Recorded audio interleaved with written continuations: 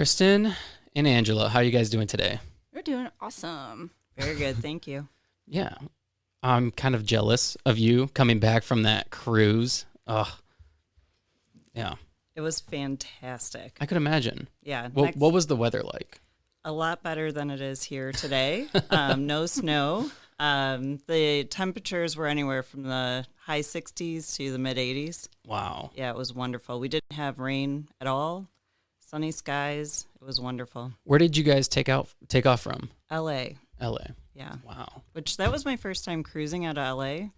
And it was quite an experience. It's like right out of the industrial port. You know, you hear about all those supply chain issues. Yeah. I kind of saw where it was happening Where as I had a drink in my hand. So you could care less. That's right. I'm like, well, it's all right now. That is funny. All you cared about is that drink in your hand. I did, yeah. That's funny. So, Kristin, you did not go on vacation, but you're still here with us. I did not, and it was kind of sad. But you know what? It's great. It's fine. I'm dealing with the snow. I'm going. I think I'm going to Miami in January. So I'll be the one enjoying the weather then. Miami is a wild place. I was just there recently, and it was the first time ever going there, and I was like, whoa, this place is wild. Yeah, so my best friend and I are potentially going because I do CrossFit, and there's a CrossFit competition happening down there called Wadapalooza. So I think we're going to go for the weekend to go see the competition, and it's going to be crazy. That's very cool. Yeah. Where do you do CrossFit at? Redemption Fitness in Holt. Oh, okay. Yeah, so have you heard of it? Yeah, I had Daniel on. He used to be the owner. Yeah. Yeah. Yep, so it's now owned by Jamie Latimer, who Okay. is a masters athlete from the 35 to 39 category. She's really good. Wow. So do you ever see yourself competing? I have competed like at the local level. Okay. I'm not anywhere near like what the actual CrossFit athletes can do, but it's still a lot of fun. The community is amazing. I would definitely recommend it for people that are looking to get into fitness and just have a really awesome community around them. Yeah. That's one thing I found about competing, because I used to compete in kettlebells. Okay. And everybody is super supportive during the competition. Mm-hmm. And I remember that when I was competing, the whole room, they didn't even know who I was. They were rooting for me, and I was struggling, and they're like, "Come on, David, let's go." And it was the greatest feeling ever. Mm-hmm. I've been that last person before, and it's like you don't want to be that last person, but at the same time, it's nice to have the encouragement there. Yeah, absolutely. Yeah. And it's cool because it's like a non-judgmental zone. Like you assume that when you go into this place that everybody's like meatheads, and they like they just don't care about the other athletes, but in reality, they're some of the nicest people that you'll meet. Yeah, for sure. Yeah. So that brings us to what you guys are here for, to talk about JCI and what it is you guys do for the community. Yeah. So let's talk about like your roles with JCI and what JCI is. Okay. So JCI stands for Junior Chamber International. We are the Lansing chapter. There are chapters all over the state of Michigan. So you have your local chapters, then you have the state chapter, which would be JCI Michigan, and then there's the national chapter, which is JCI USA. And then you can even go one further, and there's JCI International, because this is a worldwide organization. There are chapters in, I don't know how many countries, but there's chapters in a lot of countries. What is the purpose of JCI? So JCI tries to create leadership opportunities for young people. You have to be between the ages of 18 and 40 to even be a member of the organization. And we're just trying to create positive change within the community. JCI Lansing has been around since 1929, Whoa. And we've done a lot of stuff for the Lansing community, and even just within the last few years. We host the Easter egg hunt every year on the Capitol lawn. Obviously, due to COVID, we haven't been able to do that. And then we've been doing Stuff the Bus, which is the event that was coming, our next event that's coming up here in a couple of weeks since 2005. So we have quite a few longstanding events that have been within the community for quite some time. And is the event to kind of establish leaders in the community? Is that the purpose? Not the event. I'm sorry. The JCI, is that the purpose? Is to establish leaders within local communities. Yeah, and it's really good for networking as well. I've met quite a few people from other chapters that have become good friends of mine and who are, if you within business or banking and say you're looking for like a financial advisor, now you have that connection there. It's really, really good for making friends, developing skills, and just overall having, again, kind of like the CrossFit community, you have your own little community of leaders. So that's very cool. So how does one get involved? Or how does one sign up? So it's funny. So I got involved with JCI because the job that I was working at the time a few years ago, I was relatively new to the Lansing area. And it was actually somebody from my CrossFit gym that mentioned the JCs because my job at the time wanted me to reach out into the community and be like basically try and network within the community and outside organizations. And she was like, well, why not join the JCs? And I'm sitting there like, what is that? what are the JCs? So she actually took me to my first meeting, and it was a general membership meeting. And they basically just talked about the events that were coming up and other volunteer opportunities that we could go out into the community and do. Because it's not just events that we put on. We also provide, like, try and go out and help volunteer at other events as well. So I got involved there. I took about maybe 3 or 4 months for me to like actually commit and join. And then I kind of dipped my toe in with being on the committee for Easter egg hunt. And then after that, I was the chair for the actual Stuff the Bus event that we did back in 2019. So you can be as involved as you want. You don't have to become as involved as I am right now. It's something that you can take your time with. We definitely don't want people to rush into it if they don't feel comfortable doing anything like that at this point. But it is a good way to like build on your skills and build in as a leader. And for me, especially, like I never thought that I would be where I'm at right now within the organization from when I first started. What kind of benefits do you think you received after you joined JCI? Honestly, the friendships that I've made have been extremely, extremely powerful and very, very reliable. I really love the people that are a part of this organization. And then also the connections that you make within the community as far as like business partnerships go. That's something that I never experienced before. So that was really cool. And I think Angela can attest to that as well. Yes, absolutely. Two of the people I went on a cruise with are people I met through JCI. One is out of Redford. I never would have met him without the organization. So, and we were joking, we met in 2009. We never expected in 2020 we would be cruising in the Pacific together. Wow. That's crazy. That's crazy how one thing can like bring people from all walks of life together. Right. It's wild. Now, do all the chapters kind of share the same interests or some of the same goals, or are they specific to each geographic location? I think we all have the same idea and values in mind that we want to create positive change within our communities. A lot of the other chapters, they'll have their own long-standing events, like Kalamazoo. Kalamazoo does a ghost tour every year, and that's actually one of their biggest fundraisers. And that's been a long-standing event for them. I'm not sure how long, but they've been doing it for a long time. So, yeah. Now, JCI, what is? Because I feel like there's a vague understanding of what it actually is. Can you break down a little bit, like what kind of things you guys do? Like, let's say I'm wanting to join JCI. What could I expect to get from JCI other than me helping volunteer with different events and whatnot? I can take that. Yeah. So one of the things that was the founding purpose of the organization is to help young professionals get established within the community. So that's one of the very first things that we will promote.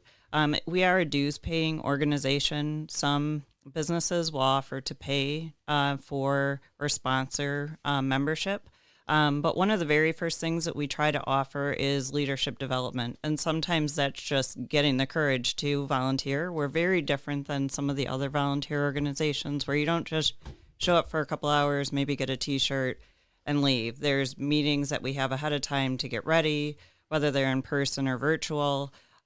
We have documentation for a lot of our longstanding events that have all the notes from us doing this for years past. So we'll help, get newer members incorporated with some of that documentation, kind of explain the method to the madness, why we do what we do. But we're always open for change. That's one of the things that I really like about JCI is we're not cemented in. It's not the type of organization where you have to do something because it's always been that way. We're always looking for new ideas, new energy. If we have to change something up that's been happening for a long time, we're all pretty open to those suggestions. So, one of the things that I really enjoyed, one of our big projects that we had in the Lansing community, we're kind of known on the street as the JCs. So that's what a lot of people remember us as. And we did haunted houses, big haunted houses for years. And around 2010, the fire code changes just became too strict for a temporary organization. Yeah, okay. It was too expensive for us to get the fire code approval.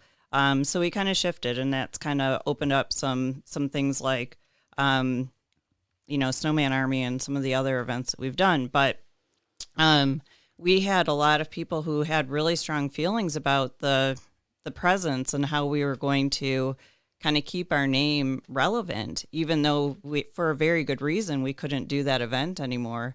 And it was just really interesting. Some of the newer people coming in, they didn't have any ties to that event, and hearing all the other things that they know us for. And that just kind of helps us realize we can just keep growing and just keep expanding what we're focusing on. But it was almost the newer people coming in that had the stronger voice, which you don't usually find in an organization that's been around for almost 100 years. So like Kristin said, I think it's true. You get out of the organization what you put in. But for someone new, we try to at least encourage them to maybe co-chair a project, organizing something maybe with someone who's had a little bit more experience, dip their toes into it. And then, see how they liked it. If they want to share something on their own, they have a new idea, then we try to encourage that as well. So it's amazing. Like the first time you chair an event, and Kristin can kind of speak to this, you put out media releases, and the first time the press shows up, you're like, oh my goodness, I did this. Now what am I going to do? But we all kind of rally around and help get you through it. So and then it's kind of neat because you can show your family and friends and say, hey, look what I did this afternoon. And you get some nice sound bites and things. So it's kind of, you never know what to expect. and we always encourage fresh ideas and new projects. Because of COVID for the last couple of years, we have not been able to do our normal long withstanding projects. So in 2021, I ended up chairing a project called Rowathon, because our gym was still... sounds like it sucks, by the way. Oh, no. What? No, it was great. So what I did was we made pledges to row so many meters for charity, basically. Yeah, that sucks. Yeah. It was fun. It was the a lot act of fun. of raising the money sucks. The idea of raising money is awesome. But that's fair enough. That kind of event is like a niche event. Only certain people would probably be interested in doing that. However, no, that's actually pretty cool. I would definitely do it. Yeah. However, the fact is, I was able to bring something that I was really interested in, and with the help of the JCs, I was able to put on this event that I probably would never have tried to do if I wasn't a part of this organization. And what were you raising the money for? So have you heard of the Love for Lily campaign? No. So Lily Bowen is I think she's about 10-year-old girl now. And she's been suffering from neuroblastoma for since she was 4. Wow. So we raised money for her medical bills and for her and her family, and we raised about $3,000 from that one event. Yeah. Wow. Mm-hmm. That's amazing. Yeah. We were very sad that we weren't able to put it on again this year. We just had some logistical issues so that we weren't able to do it. So we're really hoping that we can put it back on again next year. That's very cool. Yeah. I had a question I was going to ask, and I don't remember what it was now. It happens to me all the time. Happens to me all the time, too, on the podcast. I'm like, oh, boy, this is going to be rough. So what is your involvement with JCI? So I'm actually a past president. I have exceeded the age limit. So I am not an active member, but as part of my role with a past president, I'm considered a lifetime member. And anytime anybody on the board or current member reaches out, we're available to assist. So Kristin asked for me to be involved. And I was happy to be here. Well, thank you for coming. Well, yeah, absolutely. You're what's called an exhausted rooster. I am an exhausted rooster, and I feel every minute of that today. But yeah, can you explain what the senatorship is? Yep, yeah. Absolutely. So throughout my career, I was lucky enough to join the organization in 2007. I just Googled it. That's how I joined. So when you ask how you joined, I Googled it. I saw the site. There were a bunch of people having fun in the pictures on the website. And there was an option to just sign up on the website. I did it without ever attending my first meeting, which was rare for the time. It was 2007, but that's an avenue that some people take. And I kind of put my toe in the water 2007, 2008. By 2009, I had a board position. I was a membership director. So I was helping recruit people, maintain our membership. And then after that, I served a couple of years as president. Throughout like 2010 through 2020, I was really actively involved. And the highest honor you can bestow to a lifetime member or to any past member is what's called a senatorship. This is another one of the international programs. It's very limited. The chapter nominates somebody to act as a senator, and you're basically another lifetime membership. It's kind of another group, a lot of people that are over the age of 40, international, so another networking opportunity where we're exchanging ideas of just how to actively help without being overwhelming, the existing members, the existing chapters. So it's been a really cool opportunity. I was very honored to become a senator.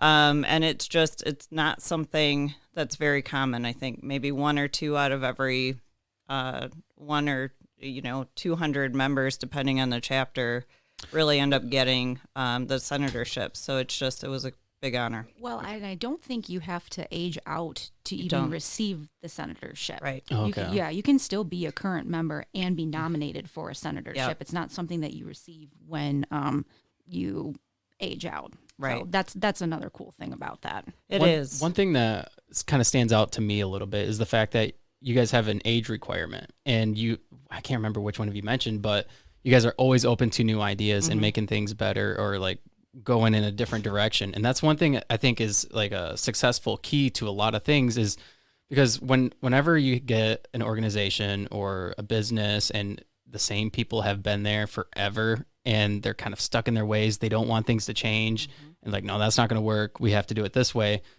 Things don't get better. In fact, they get worse. And I mean, for instance, look at politics.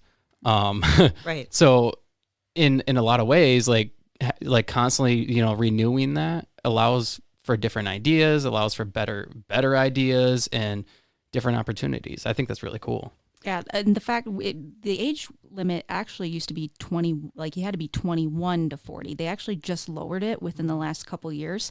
And I think that's really helpful because we need fresh ideas. We need fresh people. We need young people wanting to make positive changes within their community.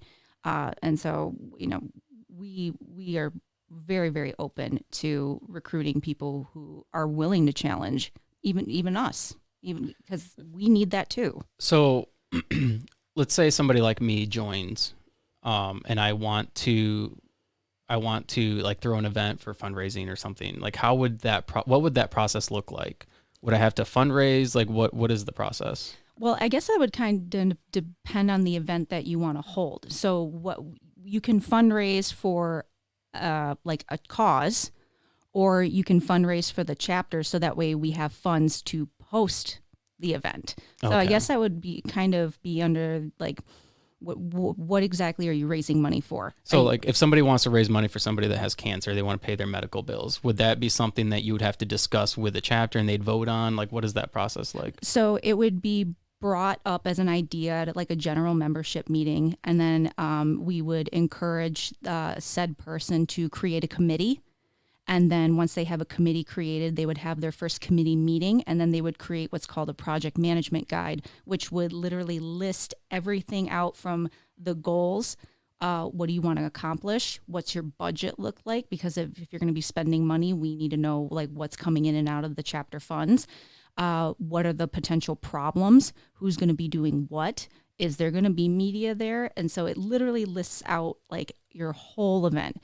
Then that gets voted on at one of the board meetings. And so it's like a preliminary report. And then once the event happens, you go back to the project management guide, and then you fill out, okay, these are the things that were good. These were the things that we could improve on. This is how much money we spent. And then that gets voted on as at the next board meeting. And then those are the project management guides that we use for if we want to do that event again in the following years. So that we already have the template made up. Yeah. And then you can just go and edit back what we had already done before. That's cool. Yeah. That gives you like a really good learning opportunity. It's hard work. Doing one of those can be hard work, especially if you're creating one from scratch. If you're doing one like the Stuff the Bus one. The Stuff the Bus one is pretty easy because again, this is a project that we've been doing for years. So what is that event? What is that project? Yeah. Oh, okay. So Stuff the Bus, which is the event that we're actually having in a couple weeks, we drive a CATA bus out to a big box store, and then we have a beneficiary that is receiving donations from shoppers that are going in to the big box store that day. So we'll stand outside, we'll pass out flyers stating like what items are needed or what who's benefiting from it. In the past, we have helped Haven House where we've adopted families. And so they would request certain items and we would hand those lists to shoppers. They would go in, buy the items, and then we would stuff the bus with those items that was requested of the family. When I chaired it in 2019, we decided to take a bit of a different route, and we actually helped out two nonprofits that year. We did Capital Area Humane Society, and we also did Eve, the women's shelter. So we had people standing outside of PetSmart and Walmart, and then we would pass out flyers, and then people would come out and then stuff the bus with items for both of those nonprofits. That's really cool. Yeah, and this year we're benefiting Gardner International Magnet School. Typically, teachers end up spending a lot of their own salaries on, supplies for their classrooms and even basic needs for the kids sometimes. So that's who's benefiting this year from the event. That's cool. Yeah. Wow. Mm-hmm.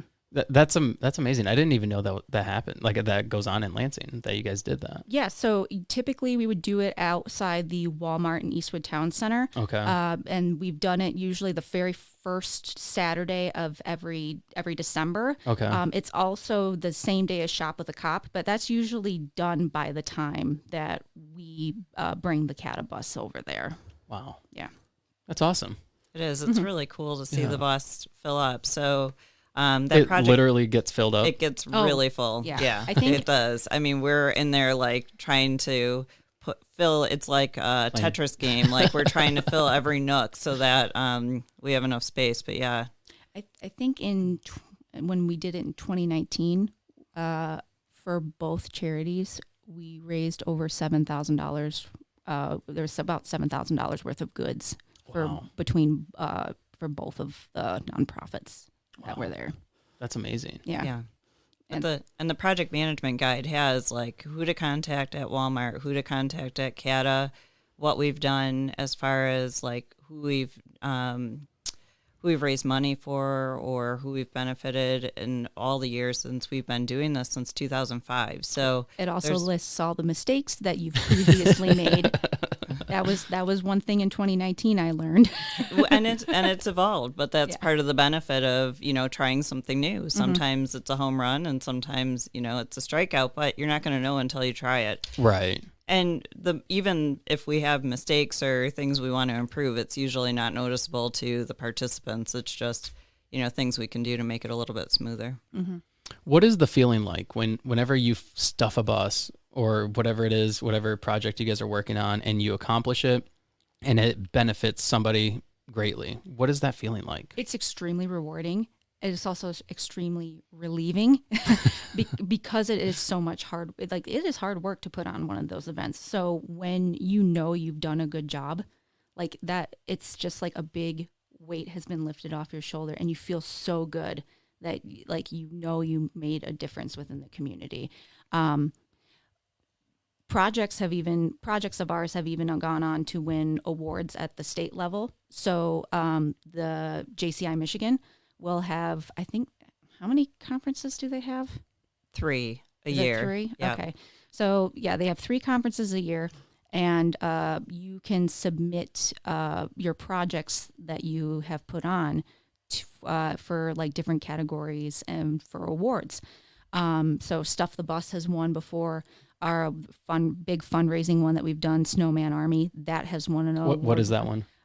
I'm going to let you take this one because this is, I think you have some good stories with this one. Yeah, this is a fun one. So this one actually evolved from the haunted house not moving forward that I talked about earlier. One of the very first things that we did is try to figure out how we can keep our name going and come up with another fall or winter event. And so our very first year after not doing a haunted house, we did a hauntings event. That's how it started. I don't even know if you know about this. No, I don't. So one of our big business sponsors who we're very thankful to work with is Sewn Linen. One of the past presidents actually works at Sewn Linen. And she had said, if you could come up with a way to get rid of all this discarded linen, we'd be really happy because they have a bunch of linen they can't rent out or use. And I was like, okay, we'll take it back to the committee and see what we can do. And we came up with a hauntings event. So people could, similar to like the Pink Flamingo fundraisers, people would buy a set of ghosts. We would put them on someone's lawn and, with a little notes explaining why we're doing it and then come back and move them, to another location. It was a lot of fun. The thing we didn't like about it is it was fall. Like it was hard to get everybody coordinated. If someone wasn't home on a weekend when we were doing the hauntings, it was kind of running into some problems. And so it evolved the next year. One of the things that we did was, hey, we can use even more linen if we build snowmen. So we actually built an army of snowmen. There's anywhere from, 5 to 20. I think we had at one point 70 snowmen built. I think we have 40 right now. Yeah. I think there's How 40. do you make that with linen? It's pretty cool. So you'd have a stanchion. There's like a coffee can with cement, and then you have the stick in there, and then you just stuff the linen with newspaper.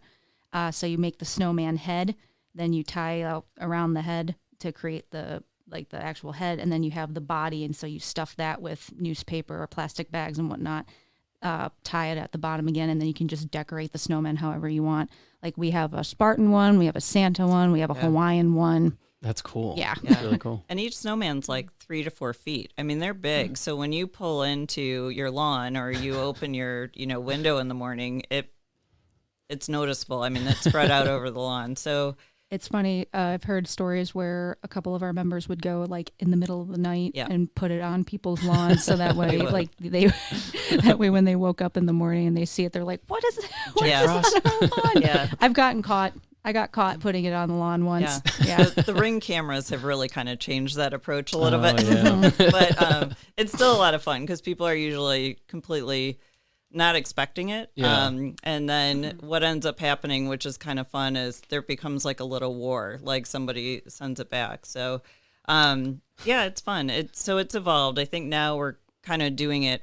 Prior, we were doing it for the holiday season. Now I think we're trying to do it like in February when people need a little bit of excitement and fun and working it out that way. But it's been a lot of fun.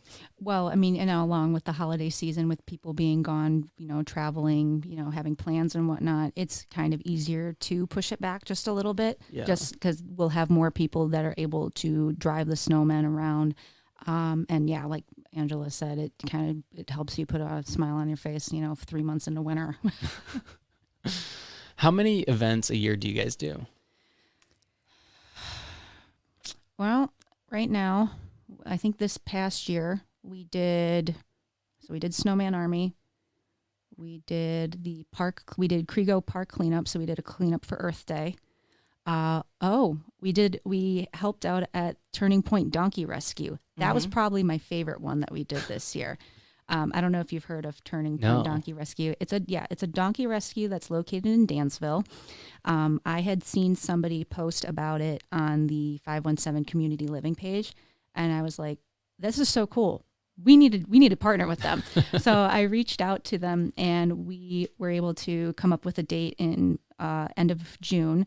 And so we had about 10 to 15 people come out. My mom came out. We had a member from a couple other chapters come out, and we helped put up fencing for a new turnout pen for them. And we got done within like an hour and a half, and then we played with donkeys for another hour, and we got to learn about the rescue and how the donkeys came to be there. I think they have miniature ponies, mules, and donkeys there. It was so fun. It was so fun.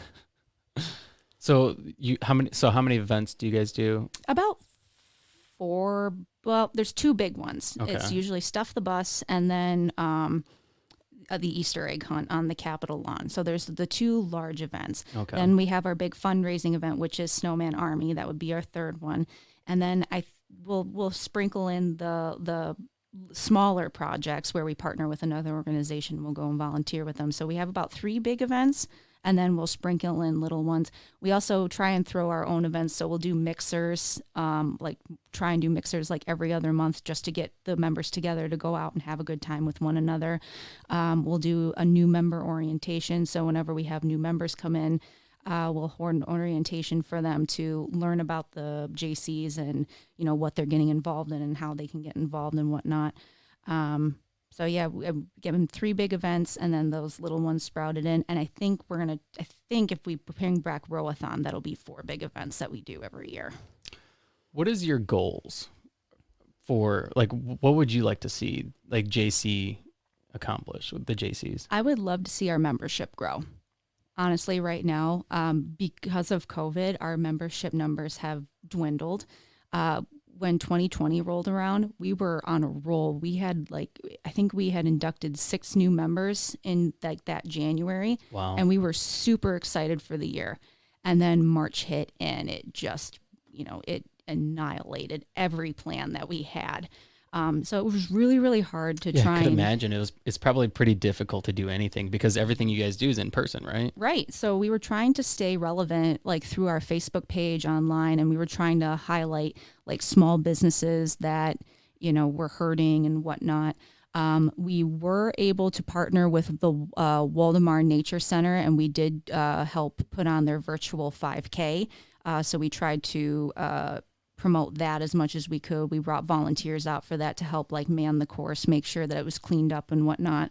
But yeah, I mean, everything that we normally had done, we weren't able to do. So we weren't able to be out in the community. And I think our name did get forgotten a little bit. So right now we want to grow. It's a building back phase. Yeah, absolutely. This year's been good in the sense that we have gained some new members, which is great. We did have, unfortunately, it was about the year, I think 2020 was the year that we had a lot of members age out. So we were counting on that year to help grow us, and we've been kind of in limbo ever since. So I would love to see our chapter grow. I would love to see young people come in and, challenge us and bring new ideas and just wanting to come and help out the Lansing community. Yeah. I think that's awesome. I really think that's awesome what you guys do and how you guys are so involved in the community. Mm-hmm. That's something that we need more of, especially as like things in our community seem to be getting harder and harder. People are losing jobs and not making as much money, and inflation's crazy, and just like things are just tighter for everybody. So having these services available for people who are in need, or like donating things to people, is very important. Yeah, I'm very proud to be a part of this organization, and I was very fortunate to be a part of the board this past year. I've really enjoyed my time, but I would love to see others come and enjoy this with us and create great memories and just really be a part of the Lansing community. And it is a great way to kind of dip your toe into a civic organization. We're nonpartisan, which is unusual these days. Yeah. But you learn important things. You learn how to be part of a board. You learn how to be part of a committee. You learn Robert Rules of Order. Kind of some of the documentation that we do. It's kind of helping to build that building blocks so that if you do want to get into local politics, if you do want to, get into another nonprofit, all of this is transferred. It is, that is why it's age driven. It's not intended to be somewhere you park for the rest of your life. It's intended to help you develop these skills. So then even beyond the JC experience, you're still an active contributor to your community. And there's not that many organizations that help teach those skills anymore. So we think it's important. How do you guys teach those skills? Is it all just hands-on, or is there like courses you guys offer or anything? A little bit of both, actually. There are trainings. So at the state level and even at the local level, you can put on trainings for like developmental skills. I know that in the past there have been some like resume writing development courses. There have been interviewing courses.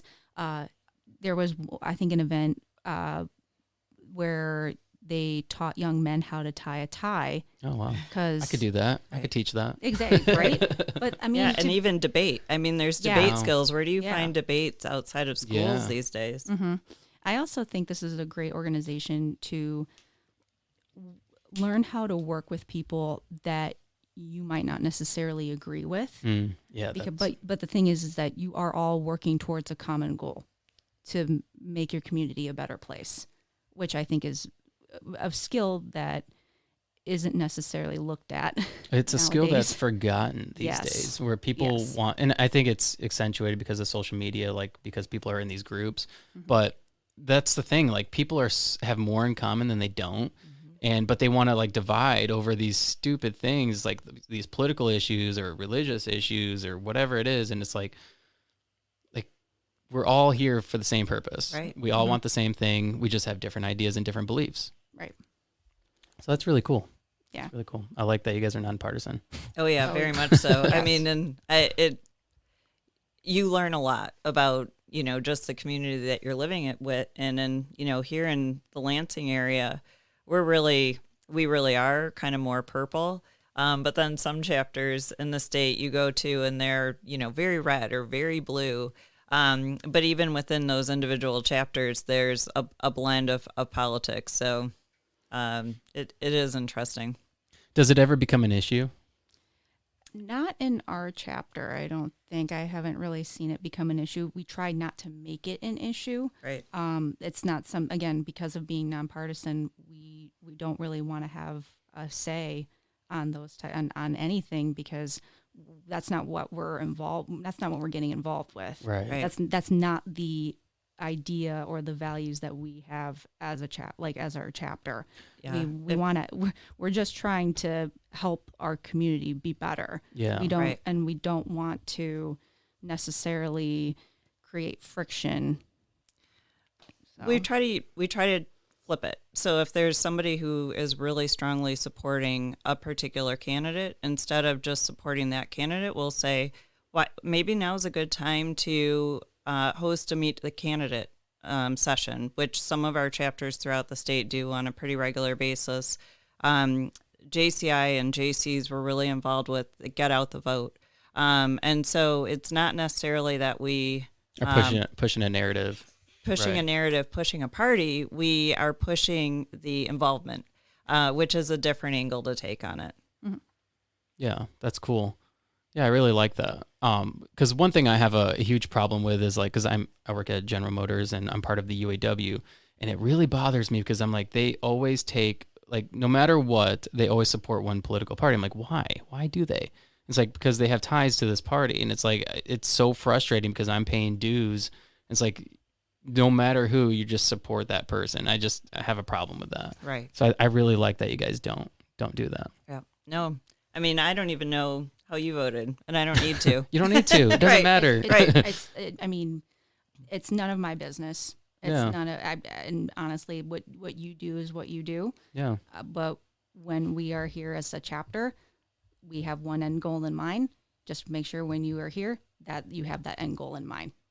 And that's all. So what does a daily schedule look like for somebody like you with JCI? Well, being president, there's a little bit more going on. If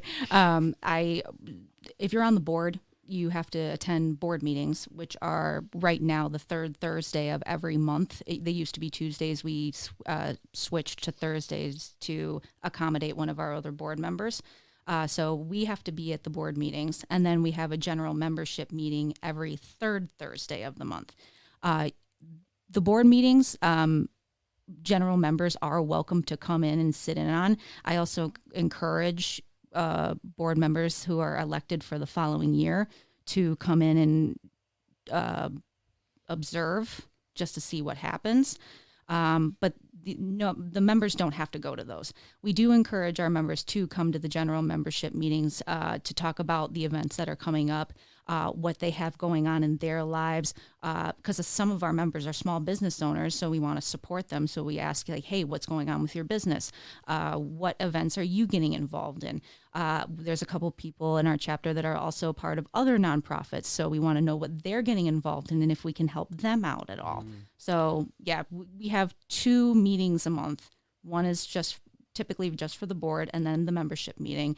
And then we'll, like I was talking about earlier, we'll sprinkle in some of those little smaller things. So we'll do either a member mixer, or we'll do a new member orientation, or we used to do something called Get Your Food On, where we would go to Sounds like something I could do. Right? Yeah, that's great. We would just try a different restaurant once a month all together. And so, yeah, it was little things like that too. Interesting. I had a question lined up, and I don't remember what it was. It just went. Again. Yeah, I don't remember now.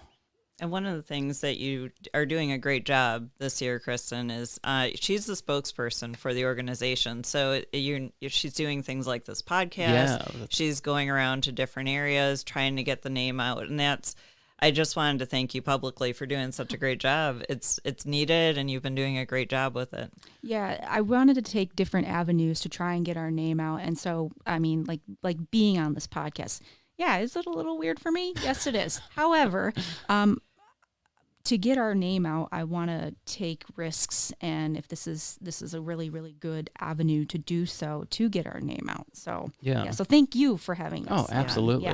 Yeah, I mean, that's what this podcast is for, is to help promote things like this in the community and businesses and whatnot. It's a really good opportunity for like businesses like you or nonprofits like you and other business owners, because, like, I mean, so many people listen to podcasts now. So it's like, if they really want to get their voice out there and they don't have a source to, like, an actual media source, like the news or whatever, this is a good avenue. Right. No, it's been kind of hard because of COVID and everything. So we're taking new approaches to try and just get our name out. So, where are you guys located at? So we don't really have a building. I think right now we are partnered with the Lansing Chamber of Commerce. That's where Junior Chamber comes from. So we are partnered with the Lansing Chamber of Commerce, and I think we're allowed to use their building. So if we do meet in person, we'll typically meet there, and then maybe go out afterward for drinks or something like that. Beforehand, we did used to meet at different restaurants. We have since stopped doing that, and typically most of our meetings are via Zoom right now. I'm hoping to get them back in person next year, though. I would love to have them back in person next year. Very cool. Yeah. Zoom is pretty, I think people have fallen into the comfort of Zoom and it's easy. And not having to leave your house and go out or whatnot. So yeah, I would like to start getting people together again, because like that's how we're going to work together, is if we are together. But I mean, for right now, Zoom is convenient. It is also cold. So So now that you're not a part of JCI, what are you like? What's your avenue, and what are you doing with JCI now? Like you're not a significant factor, right, in the local? No, not really. I mean, I'm here to help guide and support any way that I can. So I typically, anytime Kristin calls, I answer the phone, unless I'm on a cruise. But well, it's like last week, I first stuffed the bus. We were still trying to confirm the location of the event, and I had called Angela, kind of concerned that we hadn't confirmed the location of the event yet. And so she was there to help support me, and then also give me other ideas for if the Walmart did fall through, what we could do like as a backup. So yeah, she's been there, and it's been a very, very helpful. But you're also part of the past presidents a group as well. So why don't you talk about that a little bit? Yeah, Lansing's one of the chapters because of our long history in Michigan. We actually have a pretty active past president group of Lansing past presidents. And really our only common ground is that at one point in time, we were president of the Lansing JCs, or JCI Lansing. And we meet typically once a year, sometimes twice a year. We try to stay in touch with each other. Several of them are very active business owners, or they're very active within the community. And we look for ways that we can help support either new members, the board. We're always interested in making sure the chapter is staying strong and continuing. So one of the things we did a few years ago, one of the main barriers that people were bringing up was the membership dues. And so we had put a fund together. So if somebody comes and they really want to become a member, but that's the only thing holding them back, the past presidents can, kind of sponsor a new member, or even an existing member who maybe lost their job or is just having some financial difficulties. So we'll try to do things like that. I try to act as an informal liaison. So if something does come up, I can say, hey, reach out to so-and-so because they, have helped us in the past. Or I was very thankful to be involved with the state level. So I did a lot of state of Michigan positions. So I also can kind of be a bridge to, maybe other chapters throughout the state. So if something comes up, I'll say, hey, Frankenmuth ran into that. Reach out to so-and-so and they'll be able to help. Or and they might not be doing it anymore, but that knowledge is still there, and we can kind of help navigate through it. So I don't actively chair projects anymore, so I kind of get that nice, I'm there, I'm nudging, I'm coaching, I'm helping, and just trying to keep things moving forward as much as possible. Well, to be fair, earlier this year you did talk about doing the golf scramble. We are going to do that. I blocked it on my calendar. Yeah, so that will be a nice joint project. So that will be fun. That will be, I think, a huge bridge for some of our older members who are exhausted, and our current members. We'll get a golf scramble in place. It's probably going to be in September. We'll stay tuned on the date, but things like that. If we can organize them and get all of us together, it's a lot of fun. Yeah, that's awesome. Now, do you guys do this full time, or do you own a business, or what do you? So this is all volunteer based. So this is all, So this is everything that we do is in our own time. I do have a full-time job. I work as a paralegal over at Auto Owners.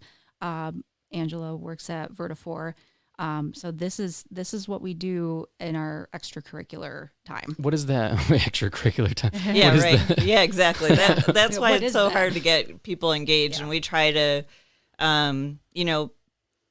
handle the events that people can make sure they can handle successfully. I mean, we don't try to force like a calendar that's already kind of pre-built. It kind of depends on everyone's availability. When you get up to the higher levels, though, I think so.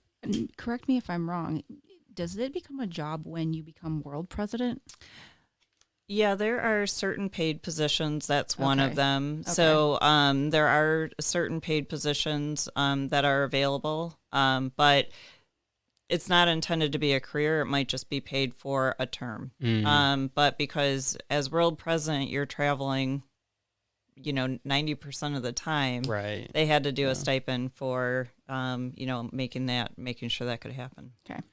That's really cool though, because then people are doing good things, right, for not a profit. Yeah, like they're doing it for a good reason or for a good cause. Mm-hmm. Yeah. One thing that I really enjoy about being part of this organization is that because we are international, if you are traveling somewhere, you can reach out to the JCs in that country, and it's like you don't have to worry about like meeting people. You don't have to worry about figuring out where you're going to go. They are going to help you out because you're already part of that same organization. We just had there's a girl that I know that is part of the Allian JCs, and she went to Switzerland not that long ago, and she met up with the Swiss JCs over there, and she hung out with them for a day, and like that's such a cool connection to have. We had a member who moved from Lansing to Edmonton. And I reached out, I was president at the time. I reached out to the Edmonton president and did an introduction. Within a week of her moving in to an apartment that somebody in the Edmonton JCs had recommended, she went to her first happy hour and, immediately had 25 new friends in a new city. So that is a really cool benefit that we probably don't take advantage of enough, but it's nice just because you have that connection. So you have this network available to you. How do you find these connections within the network? Is there like some sort of chat form or like what is? So if you go on to so if you're looking for chapters within Michigan, so there's jcimichigan.org. If you go onto their website, it lists every single chapter within the state. And then if you go to JCI USA, it lists every single chapter in the country. So if you are looking to, like Angela was saying, say I move from Lansing to, South Carolina, I can go on and look at the South Carolina, chapters down there, see if one's close to me. And if it is, I can reach out to them and I already have a connection. So you can go on. I think they're all listed online on each website. So there's JCI Michigan, JCI USA, and then just JCI. And I think they're all listed on there as well. Yeah. Wow. Yeah. Very cool. Is there anything else you guys want to promote or talk about? What date is Stuff the Bus? December 3rd. It's going to be at Saturday, December 3rd at Eastwood Town Center. Again, we are benefiting Gardner International Magnet School. They are asking for supplies to fill up their classrooms as well as basic needs for the kids. So like deodorant, toothbrushes, even clothing items. And the list for that will be passed out at the doors? Yeah. Okay. Yep. List for that will be passed out at the door. If you want to visit JCI Lansing on Facebook, there is a flyer up there right now with it does list a few examples of items that are going to be needed. Very cool. Yeah. Is that it? I think that's it for now. Yeah. When is our next general membership meeting? Oh, yeah. I should know this, but yeah. It's actually going to be, no, we just had it. It was this past Thursday. Okay. So the next general membership meeting will be December 15th. We are looking to do like a holiday white elephant gift giving party that day. So we're still figuring out if that's going to happen or not. That's typically what we usually do during the holiday season. So yeah, it'll be December 15th. It's a Thursday. And if one wants to join, how can they do so? Just go to jcilansing.org. They can feel free to, or if they want, they can reach us through Facebook, through the JCI Lansing Facebook page, or they can reach out to me directly. My email is KERhine Rhine, and that's KARHINE @gmail.com if you have any questions. Awesome. All that will be in the show notes. Thank you, Angela, for doing this. Thank you, Kristin, for doing this. Thank you. Thank you. Thank you.